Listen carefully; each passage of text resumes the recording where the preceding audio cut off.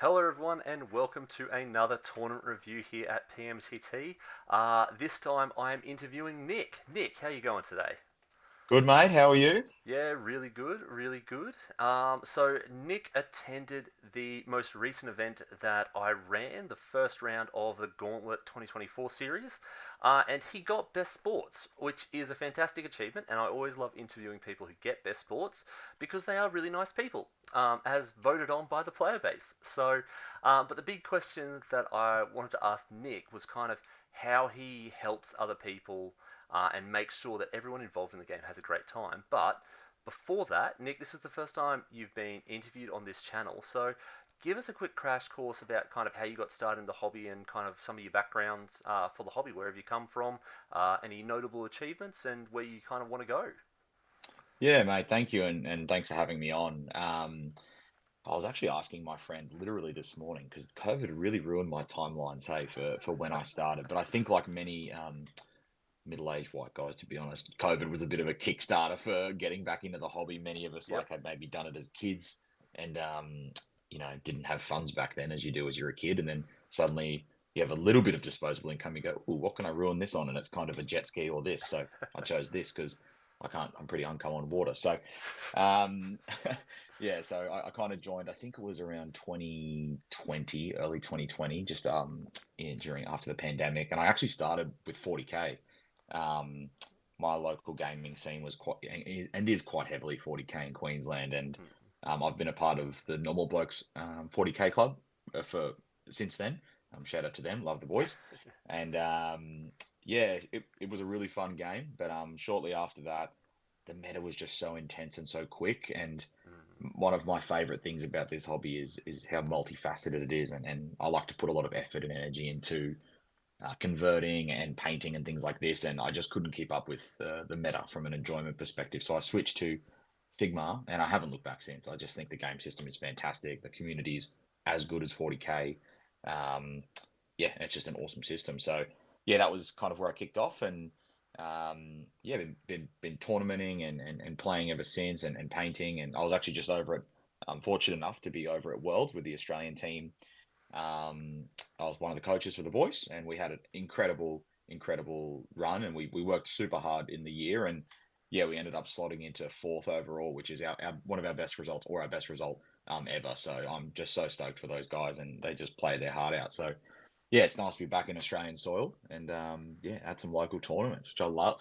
Yeah, no, excellent. Like, great to hear kind of the comparison between Sigma and 40k there, kind of really with the 40k is just constantly iterating, constantly kind of refining what it is and updating the rules. Where I completely agree, Sigma is probably just that little bit slower at the moment and Mm, has been kind of all throughout third, which has been really good for people like yourself who like converting, who like hobbying, to be able to like put the time and effort into all their armies versus just having to smash stuff out quickly to get it ready for the next event and get everything fully painted as fast as possible so you can get it on the table.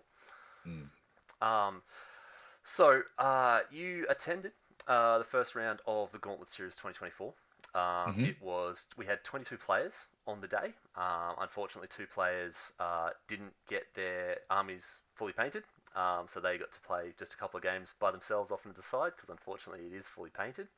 Um, but walk us through your list because you were playing ogres, and hmm this being one of the first fourth events in Queensland, none of us had any idea kind of what to expect from the other armies. Like I know what I've written way too many lists for way too many armies, hmm um, but I'm keen. I was really keen to see what everyone else was bringing because whatever that's the easiest way to kind of learn what you think is good. So, mm. give us a quick crash course through your list. Yeah, it's a very complex list, mate. As most destruction lists are. I think I have four war scrolls. Yeah, which is good. So I have a pack of gorges, which are just there to deep strike and harass and just really just present the opponent with something to think about during deployment. Apart from that, they're pretty much tissue paper, but they do hit pretty hard, which is nice. And the models are ever so sexy. Ooh, geez, those bands are war cry bands are just fantastic. And then I have a butcher, and I was running two slaughter masters, mainly because I have cool conversions for them. So I just wanted to. Not sure if it's super optimized, but they have some really cool tech. And then I just filled the rest of the list, which, if you've been keeping up with very complex so far, it's most of it is just gluttons. It's just 36 gluttons just charging up the board and eating whatever they come into contact with, unless it's a flamer or a pink or a blue, as it turns out. But everything else they were quite hungry for, but hard to eat demons. Very not very Yeah, yeah. palatable. Just a massive just wall of flesh charging at your Hmm. opponent. So, Hmm. so like this being one of the first events, obviously you like no one really knows how the meta is gonna work out. But Mm. did you find like playing that event, and I'm hoping that you played at least one practice game beforehand. Hmm. Do Hmm. you think that kind of that just bulk bodies, bulk wounds, just being able to throw just almost a DPS check in front of your opponent? Do you reckon that Mm. might be one of the kind of meta lists out there, or one of the, like the gear checks that people need to prepare for? Yeah, I think for sure there's a few armies that can do it. There's a lot of armies that are very elite at the moment, but there is also a lot of armies that can put a lot of wounds on the table or can recycle wounds or both, with a variety of mechanics. I think for myself, truly, mate, one of the main reasons I wanted to run that list was because I've been collecting ogres. It's the first army I collected to come into Sigma. Um, and those gluttons have sat on my shelf for the last 2.5 years, unpainted, looking Yep. very sad. And I think as many of us have wanted Gutbusters to be a little more than they were, and finally, they're not fantastic, but they're good and they're cheap, which makes Mm, them fantastic. So that was just why that was my main inspiration. Is I think there's more nuance you can get from that tone, but man, it's fun to run just pure meat, isn't it? Really. So yeah, I think DPS check is a real style. And some lists just can't handle it, and some really can. So yeah. yeah, no, no, very cool. I've played ogres back when they were first released in fantasy. I think I've got some models that are probably almost 20 years old. Hmm. And I have just started stripping them down and rebasing them for Sigma. So Wicked. I'm the same again. Always used to run the big gut star, just a massive block of 40 odd ogres. Yep. Um, Keen to do it in Sigma. So, but rather than talking about what I hope to achieve later in the year, let's talk about how your games went. So you play. Mm. So the gauntlet was 3 rounds. All the missions were 6 objective missions in the same layout, because it meant that me as a TO didn't have to worry as much about terrain and objectives, and I could focus there just on rules questions. Mm. So over the course of the day, I actually had about 25 to 30 rules queries, which is probably about double what I was getting for the Gauntlet last year. Which is interesting because, yes, it is double with a brand new edition, but it was only double. So that, Mm. I think, is kind of, the rules are fairly fairly well written. Yep. There are some that just need to be completely rewritten. I had 15 questions about how manifestations worked. I think I was four of them. Yeah, it's some of those rules, in my opinion, just need to be completely rewritten. Yeah. But also, if they wanted to kind of keep them as close to they are, they only need to do a few minor tweaks, and then it Mm. clears up a lot of the ambiguity, which is good. Yep. Um, but yeah, so the first mission was close to the chest, Yep. and you were up against Corey with his Zinch. Give us a quick crash course through his list and then how that game went. Yeah, listen, Corey and I drove out together. We were late, which I apologize for. And we're really good mates, and we always laugh because we always drive to events like this together, and we always end up playing each other. And then lo and behold, round one, we were paired up, and we went, "Oh my goodness," which is so funny, but it always happens. And so yeah, he has a terrific list, and if you know Corey, you'll know he's easily one of the best players in Australia, arguably potentially the best, and he can really sit up there in the world. Really, having just seen the caliber of player that people are at that level, he considered it. So he's such a tough opponent. Like he could take any list and give you a real solid run. He's also a gentleman, so we always have a fantastic game. I've never beaten him. Today was no different. In all the games I've played against him over the last 2 years. But it was an absolute cracker, mate. Zinch is just unbelievable. It's a really that'll be a meta defining army, Yep. 100%. Like it's maybe the army of the meta. It's got some counters, as we discussed after, but um, I'd read a little bit about them, but I truly think it's one of the armies you have to experience in person. You can't read enough about it. You have to experience how Mm, difficult it is to play against before you go, oh, okay, this is how I can now play. So yep. um, we these missions are quite close, so I was pretty aggressive. I wanted to try some different things, and we'll touch on this later, I'm sure. But this is how I handle one dayers. I always like to try different tactics and things like this for some of the before some of the bigger GTS and stuff later in the year. Mm, And one of the things I was trialing at this event was playing aggressive and using, like you mentioned, my army as a DPS check and just seeing how different lists can handle it. So against his army, I was able to get in quite comfortably. When I say that, I did make some very long charges, as we discussed when you came over, yep. and much to his dismay. But very shortly after, I think a turn and a half later, I had three heroes left. Like it was just, I bounced completely off him. And yeah, we had a fantastic game, but we didn't quite get to finish. I think it was a little bit slower for both of us. So I think we only got to end of turn four or something like that. But yeah, so he ended up winning that one pretty comfortably. I think it was like 35-18 or something. But yeah, absolute gentleman, fantastic to play against. We both learnt a lot and picked up a couple of cool tips and tricks that we bounced off each other in the game too. So that was really good. Yeah, no, definitely, definitely. Like, and that's like only getting to turn four. Like I know I said it on the day. I told everyone. Usually, if I run an event, I expect everyone to finish their games. At this event, if you get to turn three, you're doing well. It's a new event. We were checking Mm, rules. Like mm. so far, the only game that I've played that I've finished took 4 hours, just Yeah, because like a good hour of that was, oh, we want to just check and make sure we're getting this rule right and exactly how it interacts.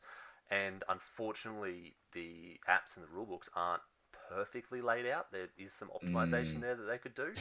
Some, Um, yeah, well, there's three separate sections for FAQs. yeah, yeah, And so when someone says, "Oh, I read an FAQ," you have to check three different sections to see before you start checking army FAQs. yeah, Um, but yeah, so like fantastic that you were like learning new things, like figuring out kind of how the system works, yeah, and awesome that you use one day as kind of a bit of a chance to experiment and just try different things out, which is 100% what people should be doing at these smaller events. It's like a more competitive environment that you can try stuff out before you go to a big event. So yeah. Absolutely, mate. And I think the interesting thing about the game state right now is there's just so much interactivity, right? Like there mm, always has been in Sigma. It's a bit of a defining quirk, I think, of it, which has always kept me in the game. To be honest, I love how interactive it is. But at the moment, there's so many really key moments where you can make a decision in your opponent's turn, and that eats a lot of time because when you're even though they're defined moments, right? Like it's at the end of the phase, and mm, so it's your time. It's not after every movement. They're really, really, really impactful. So taking a couple of minutes there each time to think about it, that can quickly chew up, 30 minutes over a game, and suddenly you're could be clocking out and things like that. So it's mm. going to take a lot of practice, I think, for me personally to get used to that. Yeah, no, and I do agree. Like it's going to be a very interactive game in terms of there's the defined steps that you can easily burn a lot of time. But the one thing that I do think, and still very early days, but I do think AOS now will work a lot better if people are playing on clock. So, Yes, which is a absolutely. fantastic thing for all competitive events. So, Yep, agree.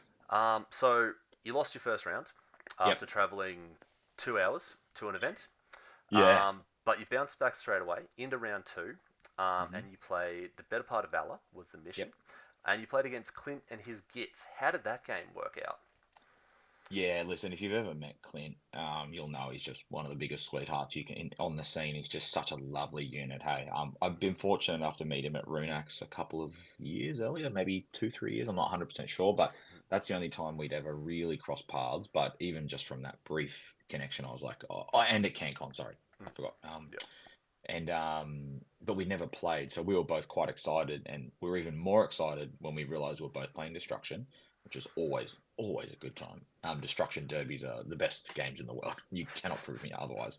Um, and when we both realized that both of our armies were painted in like a purple and yellow scheme, so suddenly it Mm, was a battle royale, right? This was a yep. very, very important game here, and it was gorgeous. It was a really fun game. We both learned a lot, and again, I wanted to try a few new things in this game. I normally don't split my armies up as I did in this game. I wanted to try running two wings, which was quite interesting, and then kind of pincering in, and I think it worked quite well. I did take the victory here, but to be honest, mate, truly, I don't mean this when I say it. This was one of the loveliest games I've played in a really long time. Clint was a real gentleman, and we were both trading a lot of lessons across the table. So, just one of those guys that if you ever get paired up against, you're in for a fantastic game. Hey, Yeah, no, that is great, and that's exactly what, as a TO, is exactly what I want to hear from players. Is that they had a yeah. great game, their opponents were nice, they didn't have too many rules issues. I think you guys called me over twice in that game for a couple of like random questions. Yeah, well, he kept trying to kiss me in the middle of the game, and I said, "Is this allowed? Like, where's the rule of this?" It was just too much. I had Yeah, to call oh, you it's over. it's all about consistency. So like, if you start the game that way, then yeah, you're fine to continue, but you can't just spring that on someone halfway through. So Exactly, exactly. So 1-1 at this time. At this point, we had Yep. a break for lunch. Everyone judged the painting. Hmm. Then going into round three, you were playing Feral Foray, and you were up Mm, against Curtis with his mm, IDK. Give us a mm. quick overview of how that one went down. Yeah, listen, and this is an interesting one too because this kind of highlights the kind of this game for me highlighted the type of community that Sigma has in general, right? One of the other fellows from the north side, Brad, had pulled me aside and said, "Hey, like, Curtis has been playing for I'm not too sure, but not super long, a couple of months, right? And he'd been really getting into the rhythm of it. But Brad was just like, if you get a chance to show him some stuff, like show him some stuff, and I was like, yeah, for sure. And so we had just that camaraderie for looking out for new players and making Mm, sure they have a really fantastic time. I think is a quite special thing that we do well, and Brad does that exceptionally well. But yeah, the game itself was fantastic. We both gave each other a run through of the armies. I haven't played IDNF a ton in general, and definitely not in fourth. And they've got some amazing tricks. And his list was so techy. Oh my goodness, he was telling me what was going on, and I was just smiling and nodding and trying to put on a face like, yeah, I can understand you. But truly, I had no idea, mate. I was NFI. I was just like praying that I could get a charge off because my goodness, there's a lot of teleportation mm, from the Sea Boys. But yeah, it was a good game. We listen, I'll shoot straight. That was a pretty brutal game. I think at the end of uh, I haven't been taking first all edition so far. I've only played like 8 games or 10 games, but I did take first in that one because I spied an opportunity to use his boats as a slingshot to get into some heroes, yep. which I was able to do. The run and charge from the butcher is very naughty Mm, in ogres with a min 9 really. So yep. that was quite aggressive for my style. But I said at the start I wanted to try and play a little different. But man, I tell you what he did so well is he copped a pretty hard blow in the first turn, but he just kept sparring. Hey, like for Mm, someone who's only not been playing a super long time in the game to have the resolve to cop a hit like that and come back and go, you know what, I can still make a game of this. And boy, did he! Hey, so it was I did end up winning that one, but it wasn't crazy. It was like 46-30 or something like this, which yeah. might sound like a lot, but that's 1 or 2 turns of hold more and a Yeah. tactic or two, right? So, Yeah. yeah, he did a fantastic job. That was a really interesting game. Boy, I learned a lot in that game. Yeah, no, that's great to hear, and like especially like in my opinion, that is some of the highest compliments you can give to someone. So Curtis, if you're listening, mad props, man. But like to take a huge hit early and just go, no, Mm, I'm gonna stick it out. Like I know back when I started playing AOS, was coming from a War Machine background, and War mhm, Machine has a couple of kind of high level assassination. Like you're always in it; it's not over until time's called or the dice are done. mm, Um, and one of my experiences was like people were so keen to just call the game. It's like, oh, you're ahead by 5, 10 points. Yeah, okay, I'll just call it from here.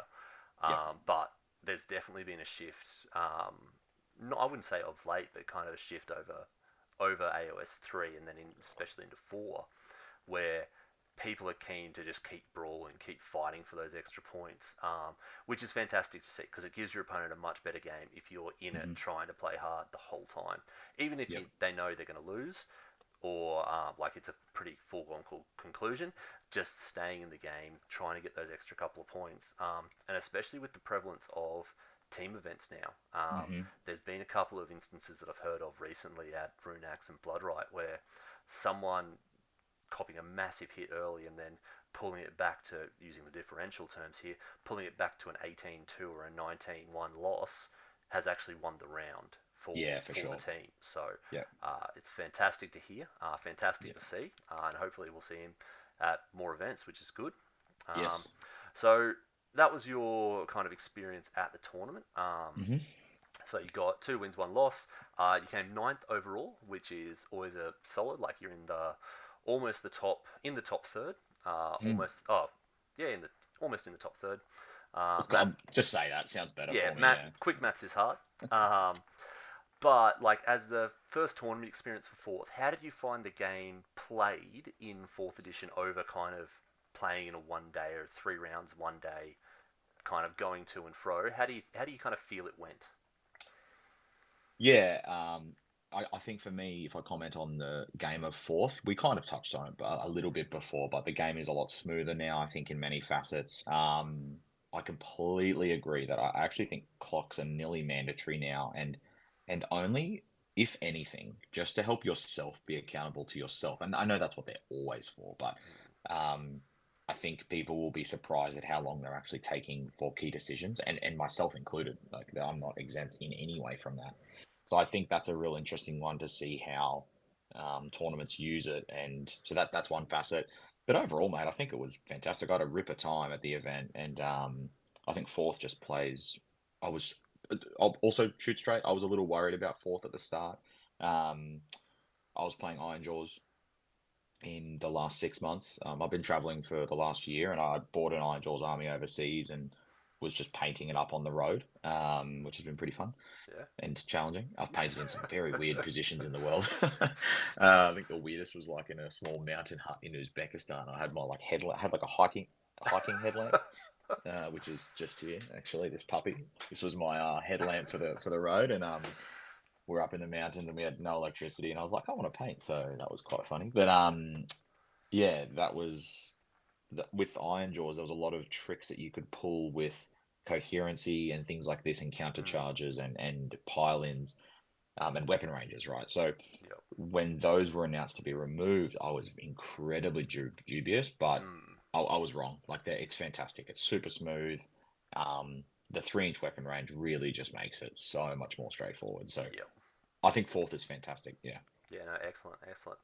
Now, going on to the big question that we've kind of been teasing the entire time. Do you still paint with that headlamp at times? Oh, legitimately, last night, I'm staying down the coast at the moment. I'm in northern New South Wales, and I've obviously got a pretty big lamp here at my desk, but I don't like being just cramped into a room painting as a little hobby den. So sometimes I'll jump out on the veranda and things like this to paint. And honestly, a hiking lamp is legit at one of the best hacks I think I picked up. Like I can pop it on now for the rest of it, just so you get a real visual of. Now you might have to maybe tag this as not safe for work or something, Henry, because this is a little bit sensual. But let me tell you, all you boys and ladies, and everything. And if you've got a partner and they walk in with this and you've got this on, they know you mean serious business, and oh, you better be careful, mate, because it's getting real. Look at that. Oh, man, that's a look. That is a look. Sensual. Hey, no, no, Yeah, no, no, no. yeah. But yeah, so you had a good time at the Gauntlet. I Yep. always ask anyone who comes to my tournaments, like, would you come back? Did you think I did a good job of running it? Just because the best way to improve and have the best tournaments out there is to get feedback and take it on board. So, do you think I Yep. did a good job? Yeah, yeah, for sure, man. And you know what? I actually really liked having something you did that was a little bit different, that I'd never seen before, don't think, was instead of having one round and then going for lunch, then having two, you did 2 rounds, then went for lunch. And I actually prefer that because for me, after I've eaten, I actually normally don't eat much at tournaments at all, because if I eat too much, or eat as much as I want to eat, I should Mm, say, um, I just don't have as much mental acuity. So I think that was my body's trying to digest, not thinking about strategies and things. So mm, I actually preferred that. I think maybe for the next one, maybe just like a 5 minute smoko break or something for some people in between the yep. first 2 rounds. That would be maybe, or just so you can have a quick drink and just a quick decompress, I think would be cool. Um, and even if that means lunch is 5 minutes shorter. But apart from that, yeah, I really like that format for me personally. Yeah, no, I've had a lot of good comments about that format, and especially you saw on the day, like the pizzas that we got for lunch just evaporated, like they were Yeah, gone in about 10 minutes, yeah. which is always it's always kind of the opposite I've found if you have the lunch earlier, because most people get breakfast before they come down, they play for 2 hours, and then you're not ready for lunch. Yeah. Whereas kind of pushing it out that bit, everyone's hungry for lunch, and it Mm. just goes. And then after 10, 15 minutes, everyone's like, okay, cool, next game. Let's do Yeah. the next game. So, Yeah. but yeah, it's rough trying to get three kind of almost 3 hour rounds into a kind of a normal day. Mm. It does end up getting pretty late, but yeah, no, I'll try and I am trying to kind of add in those breaks between rounds because currently we do go straight from round one into round two with no breaks. Yep. So if Yep. you play till time, you're going straight and boom, and then you're starting the next game a little bit late, Yep. still processing what happened in the previous one. So, Hmm. but the actual big question and the reason I invited you on is you won Best Sports, which is always a huge achievement. I think it's probably more difficult to win Best Sports than it is to win the event, because playing is something that you can work on. Mm. You can work on improving. You can work on not making mistakes. Being a nice person and making sure both people have a good time at the table is something that is a lot more difficult to improve on. So, how or like what are some of the techniques that you know of and that you use during your games to kind of make sure both players have a good time, but Mm. especially when both players are learning the new game, like the situation we're in at the moment with fourth. No one, people aren't going to necessarily know all the rules. They're going to make mistakes. What are some of the things that you do to kind of make sure both people are still enjoying the game? Yeah, it's a good question, mate. Hold with me while I go a little deep for a second, Yep. but then I promise you I won't be. I'm not going to give anyone some sort of lecture. I'm not a professor on this stuff, but um, I think one of the ways that I consider this is just something I do in life. Like with human emotion, right? And that's really what we're talking about here. The someone's composure or like level of engagement is the distance between what they expected versus what the reality was, right? Yep. If you know, are going, someone says, "Oh my God, this restaurant's amazing." You rock up to the restaurant, it's rubbish. Someone's built your expectations super high. The reality is nowhere near it. That delta is your level of disappointment, right? Yep. So for me, that's kind of the way I think, just in general. So I start every single game that I play with the goal to understand the person's expectation of what they want from the game and how they want to play, maybe what their goal is overall. And just to share a few key things of what my army does, which is pretty standard, right? Yep. But the main objective for me in that point is for me to walk away from that first 5-10 minutes to go, okay, this is Corey. I know that he wants to achieve this out of the game. This is his goal.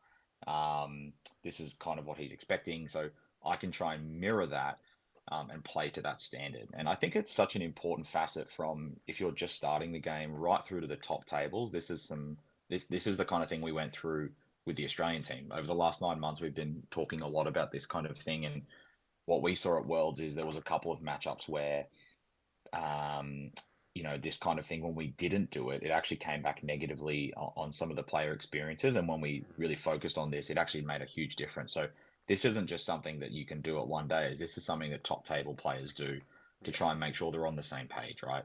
So I think for myself, that's definitely something that I do. And I hope all my opponents enjoyed that, which obviously they did to a degree, right? Yep. That's probably like one of the main things I'll say there. And then apart from that, like, listen, I don't know how to say it in any other way, but just having fun, mate. Like, we're not playing for sheep stations here, right? Like, Yeah. we're playing a game. And for anyone who's not from Australia, if you're watching this or if you're from Sydney, playing for sheep stations is a term that is used in Australia to say the stakes aren't that high, right? Like, we're just here to have fun. It's a flipping game of toy soldiers, right? Like, Yep. no matter how bad your rolls are. Mate, I played a game last night against a friend. I was playing Beasts of Chaos, and there's this amazing. He's playing Nurgle. I was playing Basic Chaos. There's an amazing artifact. We're on a 2-up in my hero phase. I can turn his ward off, which, as you can imagine, is Oh, terrible it for would be Nurgle. huge. Fantastic Huge. for me. See you later. I was like, I've got him. 4 turns in a row, I've rolled a 1. It's a 2-up. Like, literally on a D6. And I was just sitting there going, but you can't help but laugh because it's Mm. just the most hilarious random thing that can happen. So I think not getting overly invested in the parts of the game like Mm. dice come and go, like we saw in the Corey matchup fantastically. I think in the first turn, the total of my 5 charges I made was somewhere in the realm of like 48 or 50 inches. Like I made such big charges, right? Mm. And we were both like, ooh. And I was like, sorry, mate. He's like, that's all right. and then I did no damage, and he wiped me in a turn and a half. So that's just how Yeah. dice are. They come and they go, right? And so Mm. I think acknowledging that when you it's pretty rare that dice are the issue in a game. I think a lot of us, when we first start or over the years, it's easy to use them as the obvious differentiator, but very rarely is it actually the dice's fault. It's more you made a decision which made it mean that the dice had to be the thing to make it work or not. And Yeah. that means the step before the dice is you, therefore that's on you. So that's the way I Yeah. think, and that's the way I play. Um, and yeah, so I think just for me, that's a couple of things there, and then probably the last thing is I always make an effort of celebrating the when my opponent has like a really hot roll, right? Sometimes it's easy to go, oh man, like you've just crushed me. Mm. But don't do that. Like just make an effort to celebrate with them because if you were in their shoes, imagine the elation you're feeling. So Yeah. amp that up, make them feel good. And I think that's something I always try and make an effort to do is celebrate my opponent's roles more than my own. Yeah, yeah, no, So yeah. I 100% agree with that last point there. Like, Mm, there is nothing worse. I had a game towards the end of third that I will anonymize as best as I can. I did not have a great game, mm, and the key factor was there was a few key points in the game where my opponent made a lot of six-up saves. mm. He absolutely partied like he'd won the World Cup, Yeah. and I was just like, cool. Mathematically, half your army is dead. Yeah. That's not the case. Cool, we move on. Yeah. But when he's like air punching around the table because he's having Yeah. such a great time, it's like, Mm, okay, you're kind of making me feel bad here. So, yeah. but yeah, 100%. Like, if your opponent makes a 12-inch charge that they needed the 12 for, it's party time. Like, they just did 1 in 36 chance. Like, Yeah. that's when you celebrate. So, but I also Absolutely. really like kind of how you approach at the start with kind of it's the difference between their expectations and the actual experience. So that I really like that analogy in Mm, terms of what people are wanting to get out of the game. Like if you're there for a top tier, you're practicing for a major event. What you want out of the game is a really good, clean game that you learn things. Everyone's playing 100% by the rules, and yep. you're all good. If you're Yep. just rolling dice with some mates in a back room or a garage or something, you're just there for a couple of beers and to hang out for a couple of hours. Yeah. So, Yep. very different experiences that you can enjoy to the same level, but in very different ways. Yeah, I can translate this as well, just real quickly, if I can, Yeah, into yeah, an in-game thing that Corey and I did in our game. And I asked him to do it, and I said, if you don't mind, can I help you with it?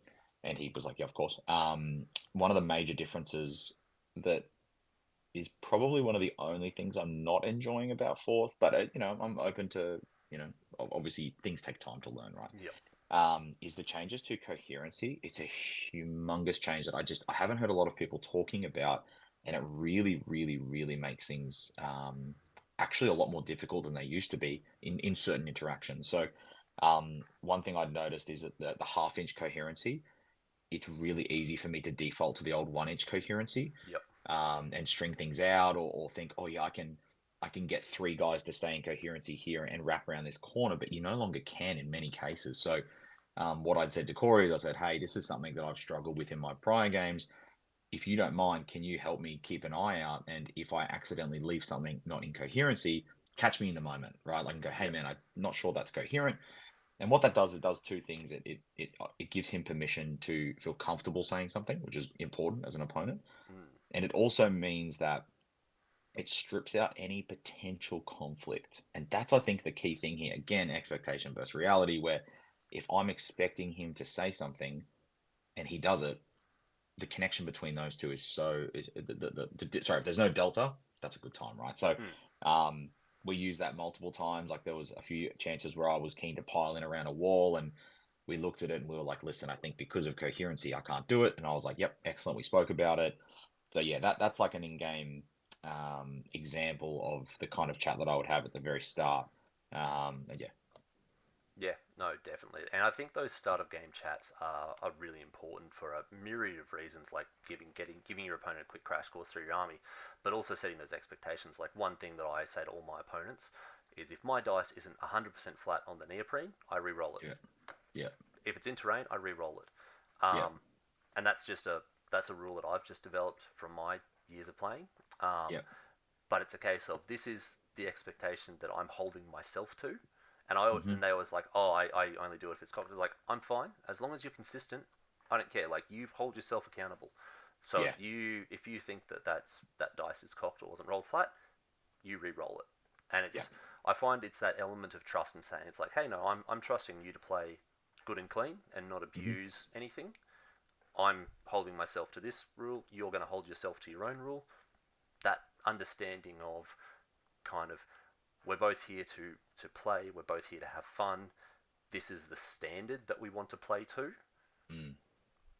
That goes a long way as well, is what I found. So Yeah, that's a great shout, mate. I think dice is a really big one, and even things like everyone has their own dice tray. You had dice trays, which was so excellent. I loved that. I ended up buying one and I bring it along because it's not so common. But mm, even when this is down to the smallest thing like that, where when I roll dice, I will roll it in a way where it rolls so that it's visible to the opponent, because yep, often when people roll in their dice tray, but they're rolling into it, right, and it's yep, behind that wall. I can't see what it is, so I really don't like that as an opponent. So again, another example similar to what you're saying is I'll roll it in a way where it's back towards me so that they have full visibility over the pips. mm, So that's just a simple thing, but we've all had those games where people roll really quick and you're like, oh, like I don't know, I think I saw yeah, like a three in there, and you don't want to be that guy, right? So yeah, yeah, that yeah. yeah, And exactly. and I think it's one of the things, and the reason that I asked you to come onto the interview, um, is it's one of those like sportsmanship is one of those things that can very easily be forgotten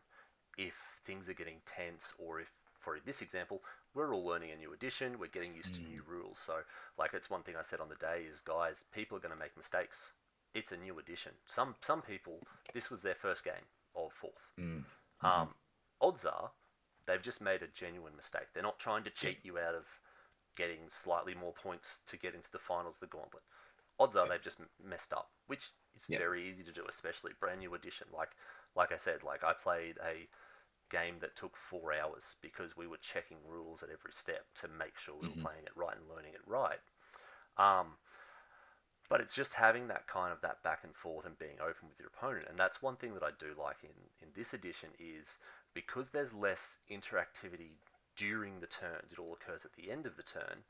You can be a bit more clear with your opponent to what you're trying to do. So it Mm. can be a case of I'm moving up these guys here in such a way so that they're within 9 inches of these guys. I'm moving these guys up, they're 7 inches away there. So Hmm. by doing all that kind of that pre-measuring, that pre-checking, and confirming it with your opponent, it makes it a lot easier, and there's a lot less chance for kind of a disagreement to occur later because Yep. you've agreed to something. Like if I move up one of the recent games I had, I moved up Alariel and moved her up and went, cool, okay, she is 11 inches away from this unit, she's 9 inches away from this unit. That was a mistake because he had a range 12 spell and nuked her in my hero phase and kind of lost me the game. Mm. But because I'd moved her up and I'd pre-measured and we'd kind of gone, cool, yep, no, she is 11 inches away there. There wasn't the, oh, I'm just going to do this spell. Oh, actually, you might be just out and kind of Hmm. measure on an angle a bit and try and play a bit dodgy to get around it. It was, no, no, no. Mm. That's how far she needed for the charge, or that's how far she needed for whatever she was doing. That's the thing. So, which is one thing that I really like in fourth, where it's kind of I can play my entire turn, Yep. talk through kind of what I'm doing throughout the whole thing, and you don't need to interrupt to say I'm going to redeploy there or I'm going to unleash hell there. It's no, it's just all I'm going to do my turn. Okay, what would you like to do? So Hmm. Yeah, I completely agree, mate. And it sounds like it could sound like a little bit mundane to talk about this kind of stuff to such detail, but at the end of the day, like as humans, we crave structure, right? mm, And expectation is just a structure, or vice versa. So I think setting that nice and early allows you to both come to a good agreement and then just have fun, like we talked about before, mm, and learn and laugh at good moments and. Because the game's bloody ridiculous sometimes, so you've got to really lean into it. Otherwise, you'd probably cry, which, do what you want. But yeah, yeah, there's nothing wrong with a good cry, but it's much easier to laugh, I think. yeah, no, definitely, definitely. Well, so to finish off the tournament, Nick here got best sports. The event was won by Scott White, who came first. Uh, um, Second was won by Bill, and third was won by Michael. Scott also won Best Painted for his Mm. Squigs of Zinch army, Mm. which is amazing conversions. If you haven't seen, it's definitely worth checking out. Yeah. Um, but that was the event. I thought it went really well, even with all the kind of confusion of the new rules. And then the next event at Wargames Hub is actually completely sold out and already has a wait list, which is fantastic as a TO to know that my events already have a wait list despite being like the second or third event in Queensland Hmm. for fourth. Um, and then yeah, we've got two other events. Are you planning to try and get to one of the other Gauntlet events? Yeah, mate. I was keen to rip into all of them. Unfortunately, I have a family member's birthday at the Wargamers Hub weekend, so I won't be able to attend that one. But I've got a ticket to the Irresistible I Force, I think think is the yes. one Yep. afterwards. Yes, so yeah, I'll be swinging along, and that one's a little bit down closer to me, which is nice. So Yep. nothing wrong with Toowoomba, but that was from northern New South Wales to Toowoomba was a quite a riveting drive. I can Oh, tell you that night. it's a big drive. Like when I Yeah, drive down to like IF or even or T3 to set up the events, it's a big day. So yeah, yeah, a large day yeah. for sure. No, well, I won't hold you up any longer. Thank you so much for coming on. Hopefully, we'll see you in another video, Yep.